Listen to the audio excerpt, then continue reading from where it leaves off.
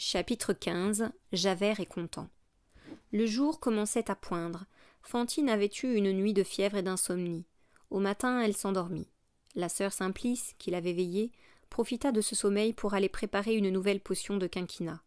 Elle était depuis quelques instants dans le laboratoire de l'infirmerie, penchée sur ses drogues, quand tout à coup elle tourna la tête et fit un léger cri. Monsieur Madeleine était devant elle. Il venait d'entrer silencieusement. « C'est vous, monsieur le maire !» s'écria-t-elle. Il répondit à voix basse. « Comment va cette pauvre femme ?»« Pas mal en ce moment, mais nous avons été bien inquiets, allez. » Puis il demanda. « Puis-je voir Fantine ?»« Est-ce que monsieur le maire ne lui fera pas revenir son enfant ?» dit la sœur, osant à peine hasarder une question. « Sans doute, mais il faut au moins 2 ou 3 jours. »« Si elle ne voyait pas monsieur le maire d'ici là, reprit timidement la sœur, elle ne saurait pas que monsieur le maire est de retour. Il serait aisé de lui faire prendre patience, et quand l'enfant arriverait, elle penserait tout naturellement que monsieur le maire est arrivé avec l'enfant. On n'aurait pas de mensonge à faire. » Monsieur Madeleine parut réfléchir quelques instants, puis il dit avec sa gravité calme. « Non, ma sœur, il faut que je la voie. Je suis peut-être pressé. » Elle repose, mais monsieur le maire peut entrer. Il fit quelques observations sur une porte qui fermait mal et dont le bruit pouvait réveiller la malade. Puis il entra dans la chambre de Fantine, s'approcha du lit et entr'ouvrit les rideaux. Fantine ouvrit les yeux, le vit et dit paisiblement avec un sourire. « Et Cosette, pourquoi ne l'avoir pas mise sur mon lit pour le moment où je m'éveillerais ?» Il répondit machinalement quelque chose qu'il n'a jamais pu se rappeler plus tard. Heureusement, le médecin averti était survenu. Il vint en aide à monsieur Madeleine. « Mon enfant, dit le médecin, calmez-vous. Votre enfant est là. » Les yeux de Fantine s'illuminèrent et couvrirent de clarté tout son visage. « Oh !» s'écria-t-elle, « apportez-la-moi !»« Pas encore, reprit le médecin, pas en ce moment. Vous avez un reste de fièvre. La vue de votre enfant vous agiterait et vous ferait du mal. Il faut d'abord vous guérir. » Elle l'interrompit impétueusement. « Mais je suis guérie, je vous dis que je suis guérie. Est-il âne, ce médecin? Ah ça, je veux voir mon enfant, moi !»« Vous voyez, dit le médecin, comme vous vous emportez. Tant que vous serez ainsi, je m'opposerai à ce que vous ayez votre enfant. Il ne suffit pas de l'avoir, il faut vivre pour elle. Quand vous serez raisonnable, je vous l'amènerai moi-même. » La pauvre mère courba la tête. Monsieur Madeleine lui tenait la main. Il la considérait avec anxiété. Il était évident qu'il était venu pour lui dire des choses devant lesquelles sa pensée hésitait maintenant. Le médecin, sa visite faite, s'était retiré. La sœur Simplice était restée seule auprès d'eux. Cependant, au milieu de ce silence, Fantine s'écria. « Je l'entends, mon Dieu, je l'entends !» Elle étendit le bras pour qu'on se tût autour d'elle, retint son souffle et se mit à écouter avec ravissement. Il y avait un enfant qui jouait dans la cour, l'enfant de la portière. « Oh !»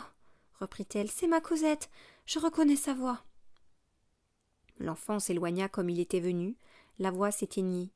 Fantine écouta encore quelque temps, puis son visage s'assombrit, et monsieur Madeleine l'entendit qui disait à voix basse. « Comme le médecin est méchant de ne pas me laisser voir ma fille. Il a une mauvaise figure, cet homme-là. » Cependant, le fond riant de ses idées revint. « Comme nous allons être heureuses! Elle doit savoir ses lettres maintenant, et puis elle fera sa première communion dans 5 ans. Oh, ma bonne sœur, vous ne savez pas comme je suis bête. Voilà que je pense à la première communion de ma fille. » Et elle se mit à rire. Jean Valjean avait quitté la main de Fantine. Il écoutait ses paroles comme on écoute un vent qui souffle. Les yeux à terre, l'esprit plongé dans des réflexions sans fond. Tout à coup, elle cessa de parler. Cela lui fit lever machinalement la tête. Fantine était devenue effrayante. Elle ne parlait plus. Elle ne respirait plus. Elle s'était soulevée à demi sur son séant, son épaule maigre sortait de sa chemise, son visage, radieux le moment d'auparavant, était blême, et elle paraissait fixée sur quelque chose de formidable devant elle, à l'autre extrémité de la chambre, son œil agrandi par la terreur. « Mon Dieu !» s'écria-t-il, « qu'avez-vous, Fantine ?» Elle ne répondit pas, elle lui toucha le bras d'une main, et de l'autre lui fit signe de regarder derrière lui. Il se retourna et vit Javert. La certitude de tenir Jean Valjean fit apparaître sur sa physionomie tout ce qu'il avait dans l'âme. Le contentement de Javert éclata dans son attitude souveraine. Chapitre 16. La mort de Fantine. La Fantine n'avait point vu Javert depuis le jour où monsieur le maire l'avait arraché à cet homme. Son cerveau malade ne se rendit compte de rien, seulement elle ne douta pas qu'il ne revînt la chercher. Elle ne put supporter cette figure affreuse. Elle cacha son visage de ses deux mains et cria avec angoisse. « Monsieur Madeleine, sauvez-moi » Jean Valjean s'était levé. Il dit à Fantine de sa voix la plus douce et la plus calme. « Soyez tranquille, ce n'est pas pour vous qu'il vient. » Alors, elle vit une chose inouïe. Elle vit le mouchard Javert saisir au collet monsieur le maire. Elle vit monsieur le maire courber la tête. Il lui sembla que le monde s'évanouissait. « Monsieur le maire !» cria Fantine. Javert éclata de rire, de cet affreux rire qui lui déchaussait toutes les dents. « Il n'y a plus de monsieur le maire ici !» Jean Valjean n'essaya pas de déranger la main qui tenait le col de sa redingote. Il dit « Monsieur, je voudrais vous dire un mot en particulier. C'est une prière que j'ai à vous faire, mais cela ne doit être entendu que de vous seul. »« Qu'est-ce que cela me fait ? Je n'écoute pas. » « Accordez-moi 3 jours pour aller chercher l'enfant de cette malheureuse. Je paierai ce qu'il faudra. Vous m'accompagnerez si vous voulez. »« Tu veux rire ?»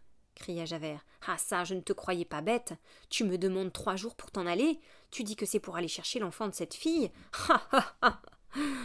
Fantine eut un tremblement. « Mon enfant !» s'écria-t-elle. « Allez chercher mon enfant. Elle n'est donc pas ici ? Ma sœur, répondez-moi. Où est Cosette ? Je veux mon enfant. Monsieur Madeleine, monsieur le maire !» Javert frappa du pied. « Voilà l'autre à présent. Te tairas-tu, drôlesse ? Gredin de pays où les galériens sont magistrats et où les filles publiques sont soignées comme des comtesses. Ah, mais tout va changer. Il était temps. » Il regarda fixement Fantine et ajouta en reprenant à poignée de cravate, la chemise et le collet de Jean Valjean. « Je ne dis pas qu'il n'y a point de monseigneur Madeleine, et qu'il n'y a point de monsieur le maire. Il y a un voleur, il y a un brigand, il y a un forçat appelé Jean Valjean. C'est lui que je tiens. Voilà ce qu'il y a. » Fantine se dressa en sursaut, appuyée sur ses bras roides et sur ses 2 mains. Elle regarda Jean Valjean. Elle regarda Javert, elle regarda la religieuse, elle ouvrit la bouche comme pour parler. Un râle sortit du fond de sa gorge. Ses dents claquèrent. Elle étendit les bras avec angoisse, cherchant autour d'elle comme quelqu'un qui se noie. Puis elle s'affaissa subitement sur l'oreiller. Sa tête heurta le chevet du lit et vint retomber sur sa poitrine. Elle était morte. Jean Valjean posa sa main sur la main de Javert qui le tenait, et l'ouvrit comme il eût ouvert la main d'un enfant, puis il dit à Javert « Vous avez tué cette femme. » Jean Valjean marcha lentement vers le lit de Fantine. Il prit dans ses 2 mains la tête de Fantine et la rangea sur l'oreiller, comme une mère eût fait pour son enfant. Cela fait, il lui ferma les yeux. « Maintenant, dit-il, je suis à vous. » Javert déposa Jean Valjean à la prison. L'arrestation de M. Madeleine produisit à Montreuil-sur-Mer une sensation extraordinaire. Nous sommes tristes de ne pouvoir dissimuler que sur ce seul mot « c'était un galérien ». Tout le monde à peu près l'abandonna. En moins de 2 heures, tout le bien qu'il avait fait fut oublié, et ce ne fut plus qu'un galérien. C'est ainsi que ce fantôme qui s'était appelé M. Madeleine se dissipa à Montreuil-sur-Mer. 3 ou 4 personnes seulement dans toute la ville restèrent fidèles à cette mémoire. La vieille portière qui l'avait servie fut du nombre. Le soir de ce même jour, cette digne vieille était assise dans sa loge, encore tout effarée et réfléchissant tristement. Vers l'heure où M. Madeleine avait coutume de rentrer, la brave portière se leva machinalement, prit la clé de la chambre de M. Madeleine dans un tiroir et le bougeoir dont il se servait tous les soirs pour monter chez lui, puis elle accrocha la clé au clou où il la prenait d'habitude et plaça le bougeoir à côté comme si elle l'attendait. Ce ne fut qu'au bout de plus de 2 heures qu'elle sortit de sa rêverie et s'écria « Tiens, mon bon Dieu Jésus, moi qui ai mis sa clé au clou, oh !» En ce moment, la vitre de la loge s'ouvrit. Une main passa par l'ouverture, saisit la clé et le bougeoir et alluma la bougie à la chandelle qui brûlait. La portière leva les yeux et resta béante, avec un cri dans le gosier qu'elle retint. C'était monsieur Madeleine.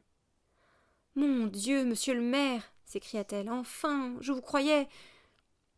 En prison, dit-il. J'y étais. J'ai brisé un barreau d'une fenêtre. Je me suis laissé tomber du haut d'un toit et me voici. Je monte à ma chambre. Allez me chercher la sœur Simplice. Elle est sans doute près de cette pauvre femme. La vieille obéit en toute hâte. Elle monta l'escalier qui conduisait à sa chambre. Arrivée en haut, elle laissa son bougeoir sur les dernières marches de l'escalier, ouvrit sa porte avec un peu de bruit, et alla fermer à tâtons la fenêtre et son volet. Puis il revint prendre sa bougie et rentra dans sa chambre. On frappa 2 petits coups à la porte. « Entrez, dit-il. » C'était la sœur Simplice. Elle était pâle, elle avait les yeux rouges, la chandelle qu'elle tenait vacillait dans sa main. Jean Valjean venait d'écrire quelques lignes sur un papier qu'il tendit à la religieuse en disant « Ma sœur, vous remettrez ceci à monsieur le curé. Vous pouvez lire ?» Elle lut. « Je prie monsieur le curé de veiller sur tout ce que je laisse ici. Il voudra bien payer là-dessus les frais de mon procès et l'enterrement de la femme qui est morte aujourd'hui. Le reste sera aux pauvres. » « Est-ce que monsieur le maire ne désire pas revoir une dernière fois cette pauvre malheureuse ? » ?»« Non, dit-il. On est à ma poursuite. On n'aurait qu'à m'arrêter dans sa chambre. Cela la troublerait. » 1 heure après, un homme, marchant à travers les arbres et les brumes, s'éloignait rapidement de Montreuil-sur-Mer dans la direction de Paris. Cet homme était Jean Valjean.